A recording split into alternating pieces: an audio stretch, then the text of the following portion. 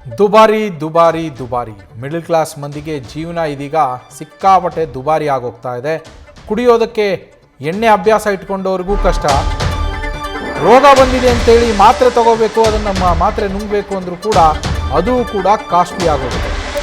ಸಾಮಾನ್ಯವಾಗಿ ಕಾಡ್ತಾ ಇರುವಂತಹ ಸಮಸ್ಯೆಗಳಾದ ಶುಗರ್, BP, ಕೆಮ್ಮು, ಜ್ವರ ಸೇರಿದಂತೆ 500ಕ್ಕೂ ಹೆಚ್ಚು ಔಷಧಿಗಳ ದರದಲ್ಲಿ ಏರಿಕೆಯಾಗಿರುವಂಥದ್ದು. ಖಾಸಗಿ ಬಸ್ಗಳ ದರ ಏರಿಕೆ ಆಯಿತು, ಅದರ ಬೆನ್ನಲ್ಲೇ ಇದೀಗ ಔಷಧಿಗಳ ಬೆಲೆ ಏರಿಕೆ ಆಗಿದೆ. ಪೆಟ್ರೋಲ್, ಡೀಸೆಲ್, ಗ್ಯಾಸ್ ಅಭಾವದ ಎಫೆಕ್ಟ್ನಿಂದಾಗಿ ಔಷಧಿಗಳಿಗೂ ಕೂಡ ಎಫೆಕ್ಟ್ ತಟ್ಟಿರೋದ್ರಿಂದ ಅದು ಕೂಡ ಕಾಸ್ಟ್ಲಿ ಆಗೋಗಿದೆ. ವಾರ್ ಎಫೆಕ್ಟ್ನಿಂದಾಗಿ ಸಪ್ಲೈ ಚೈನ್ ಮೇಲೆ ಪ್ರಭಾವ ಬೀರಿದೆ. ಆ ಪ್ರಭಾವದ ಕಾರಣದಿಂದಾಗಿ ಇದೀಗ ಔಷಧಿಗಳ ಬೆಲೆ ಏರಿಕೆ ಆಗಿರುವಂಥದ್ದು.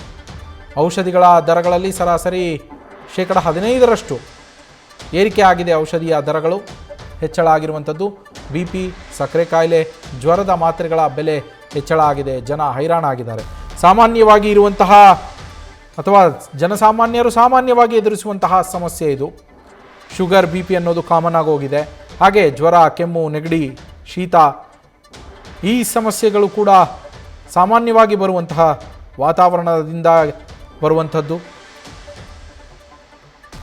ಈ ಮಾತ್ರೆಗಳನ್ನು ತಗೋಬೇಕು ಅಂದರೂ ಕೂಡ ಅದು ಕೂಡ ಕಾಸ್ಟ್ಲಿ ಆಗ್ತಾ ಇದೆ. ಈಗ 15% ಹೆಚ್ಚಳ ಮಾಡಿರುವಂಥದ್ದು ಮಾತ್ರೆಗಳ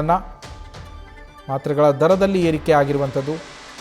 ಯಾವ್ಯಾವು ದುಬಾರಿ ಆಗಿದ್ದಾವೆ ಅಂಥೇಳಿ ನೋಡ್ತಾ ಹೋಗೋದಾದರೆ ನಾವು ಪ್ಯಾರಾಸಿಟಮಾಲ್, ಹಾಗೆ ಕಾರ್ಡಿಯಾಕ್ ಡ್ರಗ್ಸ್, ಹೃದಯ ಸಂಬಂಧಿ ಔಷಧಿಗಳು, ಡಯಾಬಿಟಿಸ್ ಡ್ರಗ್ಸ್ ಅಂದರೆ ಶುಗರ್ ಪೇಷಂಟ್ಗಳಿಗೆ ಬೇಕಾಗುವಂಥದ್ದು, ಗ್ಯಾಸ್ಟ್ರಿಕ್ ಸಮಸ್ಯೆಗೆ ನಿವಾರಣೆಯಾಗಿ ಕೊಡುವಂತಹ ಮಾತ್ರೆಗಳು, ಕಾಫ್ ಸಿರಪ್ಗಳು, ಹಾಗೆ ಐರನ್ ಕಂಟೆಂಟ್ ಕಡಿಮೆ ಇದ್ದರೆ ಕೊಡುವಂತಹ ಔಷಧಿ ಟಾನಿಕ್ಗಳು, ಇವುಗಳ ಬೆಲೆಯನ್ನು ನೋಡಿ. ಇವೆಲ್ಲರೂ ಜನಸಾಮಾನ್ಯರು ಸಾಮಾನ್ಯವಾಗಿ ಬಳಸುವಂತಹ ಔಷಧಿಗಳು.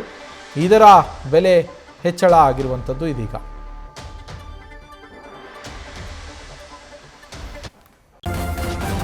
ನ್ಯೂಸ್ ಫಸ್ಟ್ ನಿರ್ಭೀತಿಯಿಂದ ನಿಮ್ಮ ಪರವಾಗಿ.